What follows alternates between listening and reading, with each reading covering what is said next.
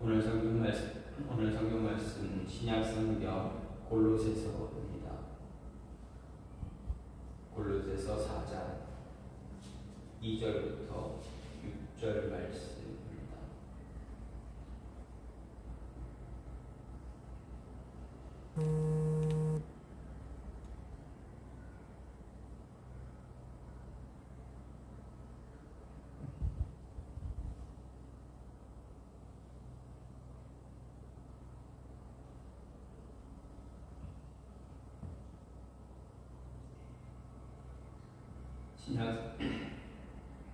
신약 성경 골로새서 4장 2절부터 6절 말씀입니다. 기도를 계속하고 기도에 감사함으로 깨어있으라. 또한 우리를 위하여 기도하되 하나님이 전도할 문을 우리에게 열어주사 그리스도의 비밀을 말하게 하시기를 구하라.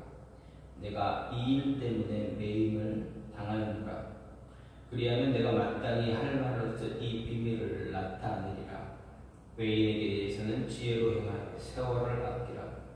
너희 말을 항상 은혜 가운데서 소금으로 맛을 낸 것 같이 하라. 그리하면 각 사람에게 마땅히 대답할 것을 아니라.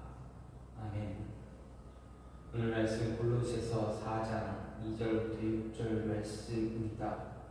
우리 골로새 교인들에게 편지하고 이제 마지막으로 인사하는, 마지막으로 그들이 어떻게 그들에게 주어야 할 권면을 하고 이제 끝 인사를 하는 그런 모습이 바로 골로새서 4장에 나온 모습입니다. 예전에 스페인에 알폰소 12세라는 왕이 있었습니다. 네, 이 왕이 굉장히 선한 왕이었습니다.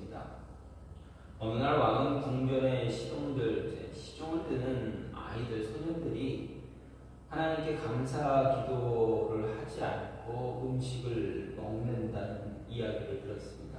그리고 그들을 책망하기 위해서, 그들에게 하나의 가르침을 주기 위해서 결심을 했습니다. 왕은 이런 소년들을 모두 파티, 향연, 왕이 베푸는 그런 파티에 그들을 초대했습니다. 식탁은 모든 정말 왕궁이니까 거기서 왕궁에서 왕이 베푸는 그런 잔치이기 때문에 온갖 산의 진미가 가득 차 있었습니다. 소년들은 너무 즐겁고 기쁜 마음에 음식도 정말 맛있게 먹었습니다. 하지만 초대되어서 이 잔치에 참여한 소년들 가운데 그 어느 누구도 식사 기도를 하고 음식을 먹은 소년이 없었습니다. 단 한 사람도 하나님께 감사하는 기도를 드리지 않고 음식을 먹었다라는 이야기입니다. 그런데 이 잔치 가운데 갑자기 더럽고 누추한 옷을 입은 거지 하나가 들어왔습니다. 어떻게 들어왔는지는 모르겠지만 어쨌든 이 잔치에 이러한 거지가 하나 들어왔습니다. 그는 왕의 식탁에 앉아서 마음껏 있는 음식을 다 갖다 먹고 마십니다. 처음에 이 소년들은 그 거지를 보고 깜짝 놀라고 경악을 했습니다. 어떻게 저 사람이 들어왔는지, 그리고 어떻게 아무 저거 없이 저렇게 앉아서 밥을 먹는지 음식을 먹는지 놀랐습니다. 그리고 기대했습니다. 왕이 저 사람에게 벌을 줄 것이다. 그 벌을 기대하고 있었습니다. 그런데 이 알폰소 12세는 그 거지에게 아무런 말 한마디 하지 않습니다. 배불리 먹고 돌아가는 그때까지 가만히 지켜만 보고 있었습니다. 식사를 끝낸 거지는 또 음식을 주어서 고맙다라는 말 한마디 하지 않고 그냥 나갔습니다. 그러니까 이제 소년들이 더 이상 그 모습을 바라보지 못하고 왕에게 묻습니다. 그리고 자신들끼리 이야기합니다. 서로 말이 오고 가고 있습니다. 참 야비하고 천한 사람이다. 어떻게 왕에게 감사하는 말 한마디, 감사하다고 말 한마디 않고 그냥 갔냐, 이렇게 이야기하고 막 소리를 쳤습니다. 왕에게도 왜 그냥 보냈습니까? 라는 그러한 말도 하게 되었습니다. 그때 왕은 그 소년들에게 조용히 하라, 조용히 시키고 뚜렷하고 아주 나지막한 조용한 음성으로 아주 분명하게 강하게 이야기했습니다. 소년들이여, 너희는 거지보다 더 뻔뻔스럽고 대담한 사람들이구나. 매일 너희들은 하늘에 계신 아버지가 주신 음식을 먹으면서 그 하나님께 은총을 바라거나 감사를 표현하는 말 한마디도 하지 않으면서 어떻게 저 거지에게 그렇게 이야기할 수 있느냐라고 꾸짖고 가르침을 준 것입니다. 그렇습니다. 매일매일 정말 좋은 음식, 좋은 것을 먹고 또 좋은 것을 갖고 생활할 수 있는 것은 하나님의 은혜입니다. 그거에 감사할 줄 알아야 됩니다. 그런데 이 소년들은 그것을 너무 당연시하게 여겼다는 것입니다. 우리 삶의 감사의 모습이 멈추지 않게 하려면 우리가 어떻게 해야 될까 생각을 해보게 됩니다. 늘 오늘 하루 눈을 뜸에 감사할 수 있는 것, 오늘 하루, 아니 어제 내가 하루 동안 지내면서 무엇을 감사할 수 있는가, 무엇을 감사했는가, 아니 무엇을 감사할 수 있었을까 생각해 볼 때 이러한 감사하는 삶을 살 수 있기 위해서는 무엇이 필요할까, 무엇이 있어야 되는가, 그것은 바로 기도가 있어야 한다는 이야기입니다. 아니 기도가 삶의 일부가 되어야 늘 감사할 수 있는 모습이 우리 안에 있게 됩니다. 그래서 바울이 뭐라 이야기합니까? 기도를 계속하라 이렇게 말합니다. 오늘 말씀의 2절 말씀에서도 기도를 계속하고 이렇게 이야기합니다. 또 오늘 말씀이 여기 골로새서뿐만 아니라 바울은 뭐라 이야기합니까? 쉬지 말고 기도하라. 쉬지 않고 기도할 수 있어야, 기도해야 범사에 감사할 수 있기 때문에 그렇습니다. 어쨌든 바울은 이야기합니다. 계속 기도하라. 항상 기도하라.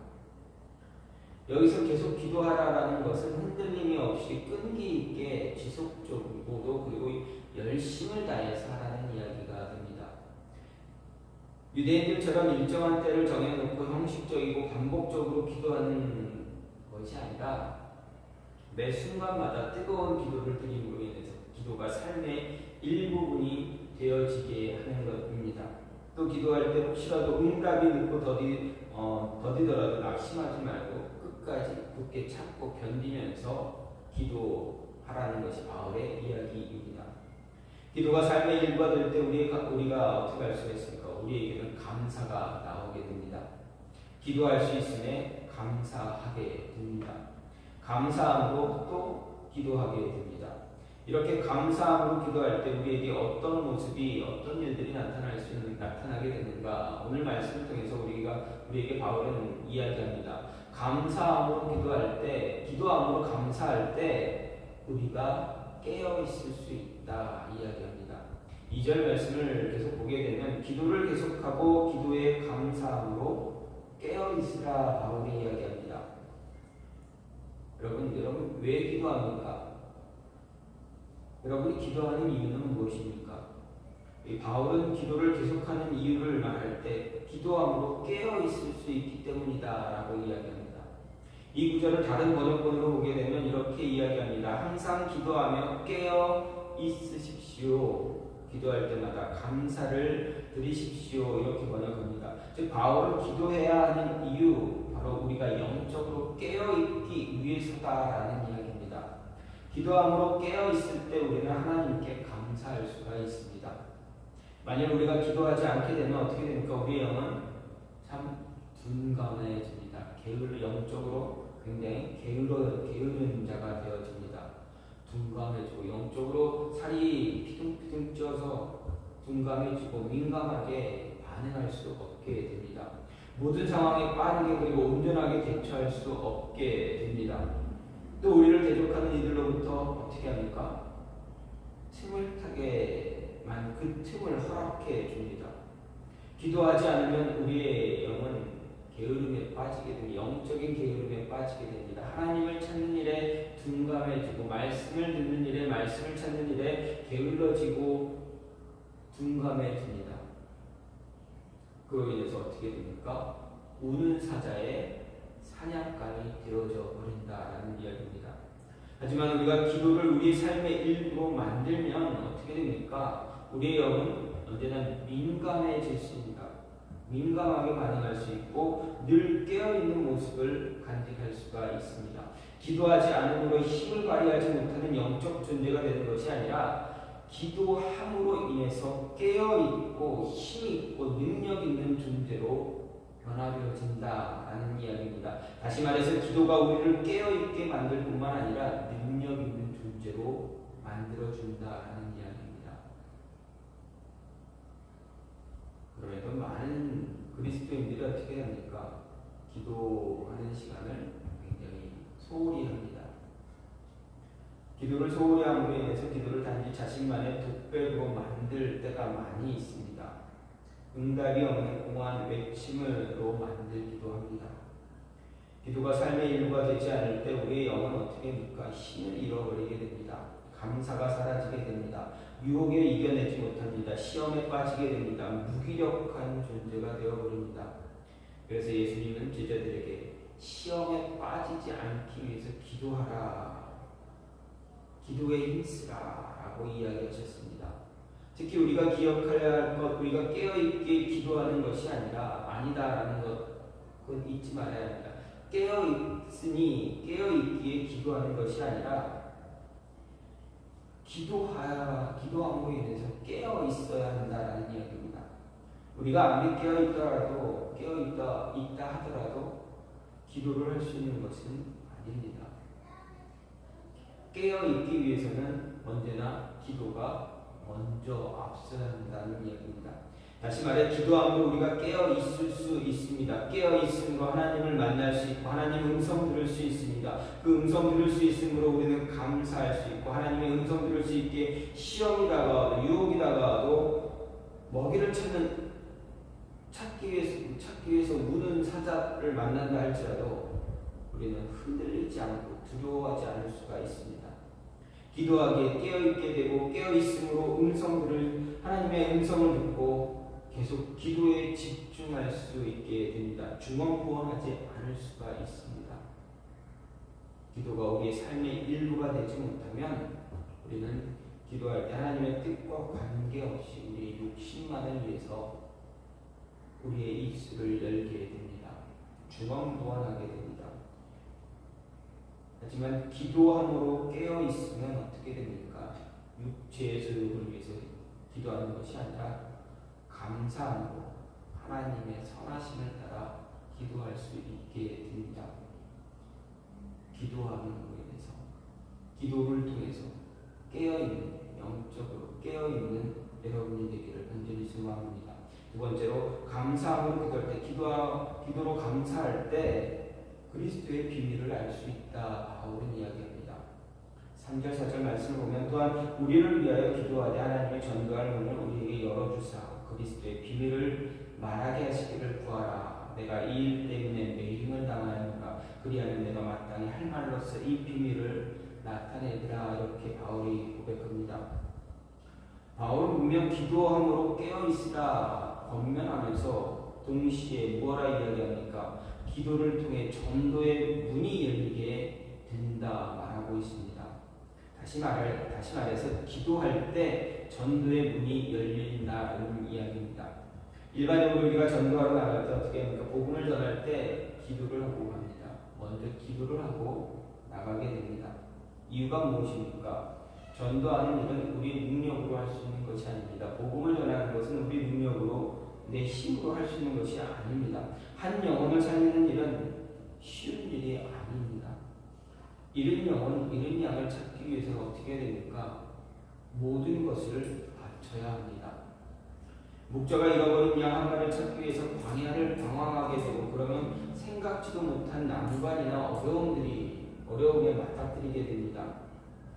혹시라도 잃은 양이 낭떠러지 나뭇가지에 걸려있다면 어떻게 됩니까? 그 잃은 양을, 그 찾은 양을 구하기 위해서 목숨 걸고 양을 그 낭떠러지에서, 그 나뭇가지에서 끌어올려야만 합니다.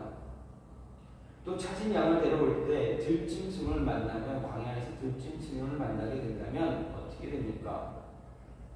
들짐승과 목숨 걸고 싸워야 합니다. 그냥 양을 버리고 도망가는 것은 참된 목자가 아닙니다. 목숨을 걸고라도 들짐승과 싸워서 그 양을 지켜낼 수 있어야 합니다. 이처럼 잃은 양을 찾기 위해 복음 들고 나가는 것은 영적 전쟁터로 나가는 것입니다. 영적 전쟁터로 나가려면 우리에게 가장 필요한 무기가 있어야 합니다. 가장 중요한 무기가 있어야 합니다. 그 무기는 무엇입니까? 바로 기도입니다. 기도로 무장하지 않으면 영적 전쟁터에서 우리는 승리하지 못하고 패배할 수밖에 없습니다. 기도를 통해 영적으로 무장되고 나가야 믿지 않는 자에게 복음을 전할 수 있습니다. 예수 그리스도의 이름을 전할 수가 있습니다. 두려움에서 극복할 수가 있습니다. 예수님 믿으세요 라는 말을 할 수가 있습니다. 이렇게 기도를 통해 전도의 문이 열려야 복음을 전할 수 있습니다. 예수 그리스도를 전할 수 있습니다. 여기서 생각해야 할 것, 복음을 전하기 위해서 우리는 반드시 알아야 하는 것, 바로 무엇인가? 복음을 전하기 위해서 우리가 반드시 알아야 하는 것이 있습니다.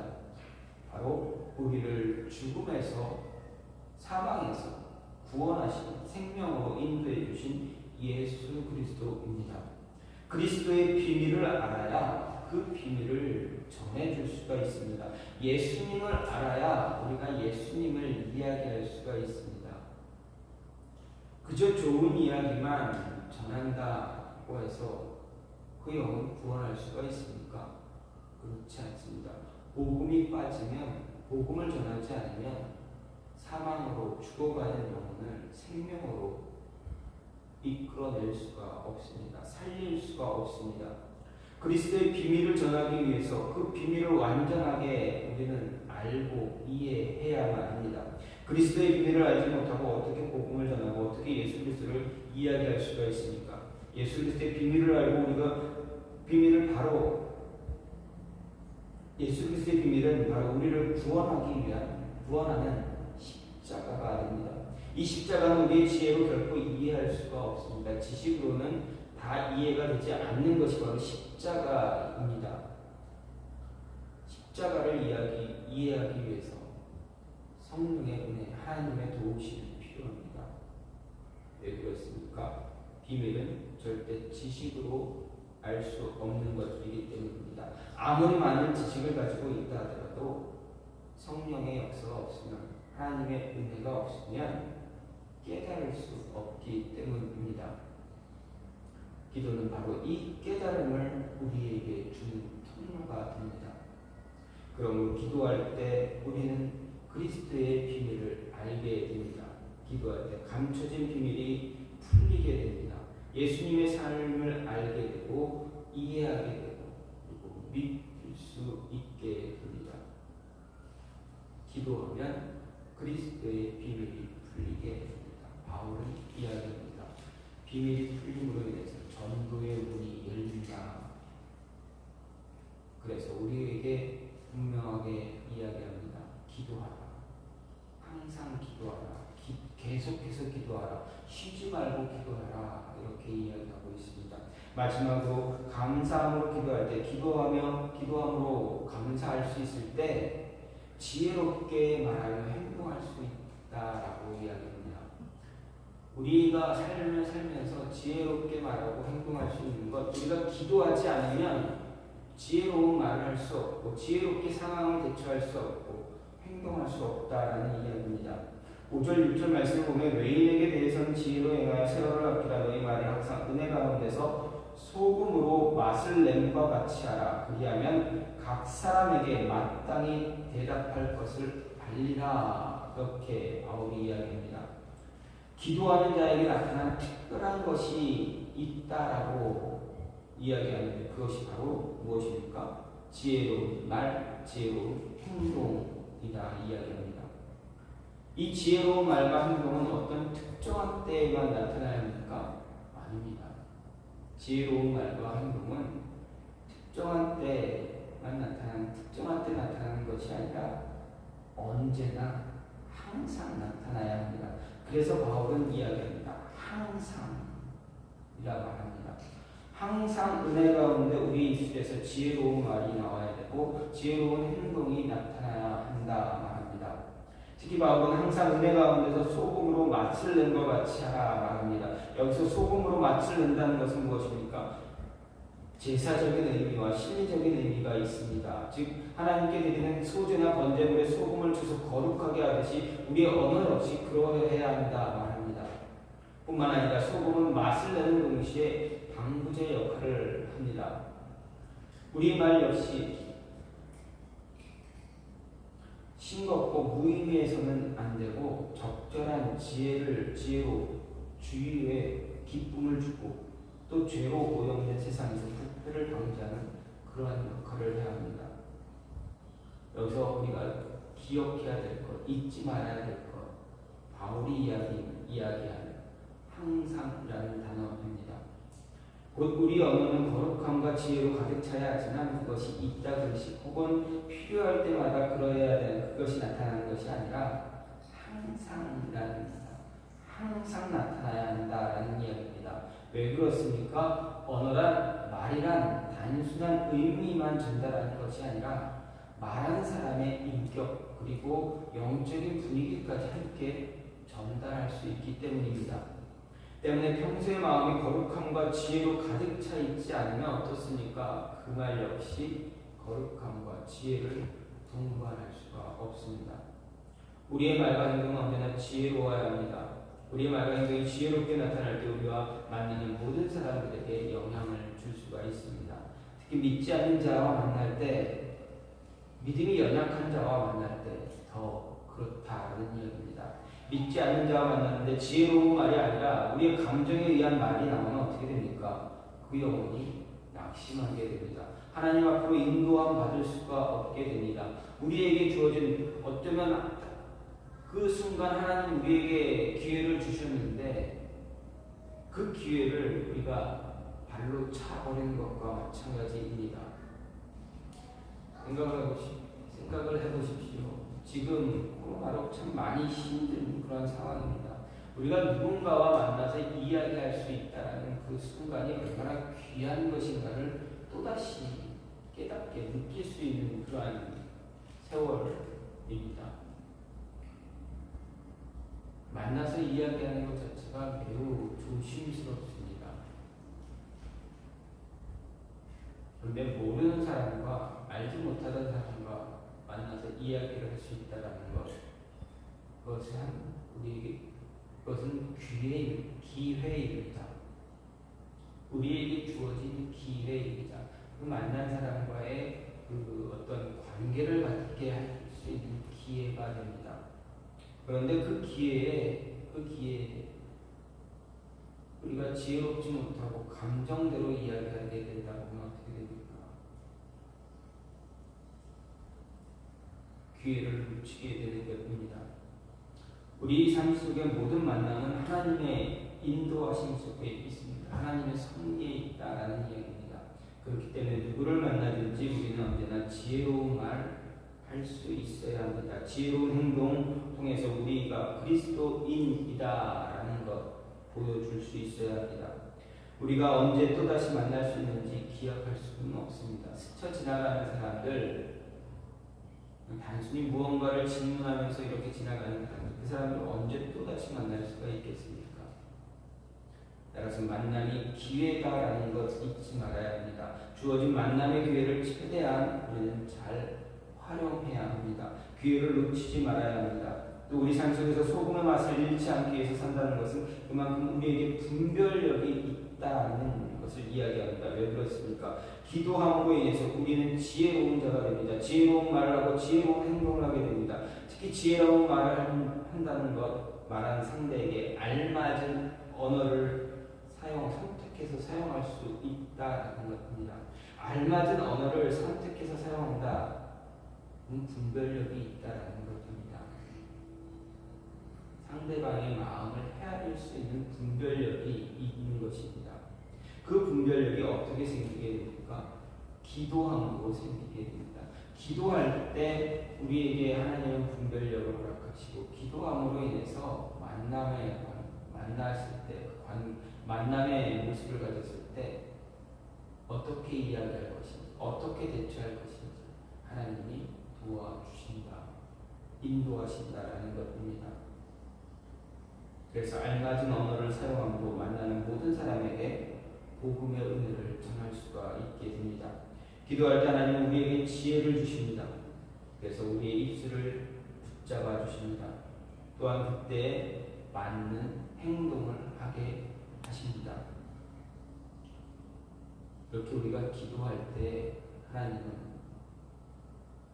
많은 것을 우리에게 깨닫게 해 주십니다. 우리가 기도할 때 우리의 영은 깨어있는 자가 됩니다. 기도하지 않으면 깨어있을 수가 없습니다. 깨어 있어서 기도하라. 여러분, 우리의 영이 깨어 있으려면 우리의 능력으로, 우리의 힘으로 가능합니까? 불가능합니다. 우리의 영혼이 깨어 있기 위해서는 기도해야만 합니다. 그 기도 하나님의 인도하심이 있어야 합니다. 하나님의 도우심이 있어야 됩니다. 그래서 계속 우리가 지속적으로 기도해야 한 번 단지 조금 어떤 때 필요할 때 그때 기도해서 우리 영혼이 깨어 있을 수는 없습니다. 삶의 일부가 될 때 우리 영혼은 깨어 있을 수가 있게 됩니다. 매일 매 순간 기도할 때, 쉬지 않고 기도할 때, 계속 기도할 때 우리의 영혼은 깨어 있게 됩니다. 깨어 있음으로 인해서 어떻게 됩니까? 그리스도의 비밀을 알 수 있게 됩니다. 전도의 문을 열 수가 있습니다. 복음을 전할 수 있는 자가 될 수 있습니다. 기도할 때 지혜로운 말을 통해서, 지혜로운 행동을 통해서 복음을 더 효과적으로 전할 수가 있습니다. 그래서 우리는 기도해야 합니다. 그리고 기도할 수 있게 해주신 하나님께 감사해야 합니다. 기도할 수 있음에 더 많은 감사를 드리고 감사의 기도를 함으로 더 깨어있는 저와 여러분이 되기를 간절히 소망합니다. 시간같이 기도하길 원하는데 하나님, 우리가 기도할 수 있도록 하나님 도와달라고, 항상 늘 하나님 앞에 기도할 수 있는 자들이 해달라고, 기도가 우리의 삶의 일부가 되어서 우리의 영혼이 깨어있게 해달라고, 그래서 그리스도의 비밀을 알고 복음을 전할 수 있는 복음의 문도, 전도의 문도 열고 지혜로운 말과 행동을 통해서 믿지 않고 연약한 자들, 믿지 않는 영혼들에게, 연약한 영혼들에게 하나님의 은혜를, 복음의 은혜를 온전히 전할 수 있는 모습 갖게 해달라고 이 시간 같이 기도하는 시간 갖겠습니다. 같이 기도합니다.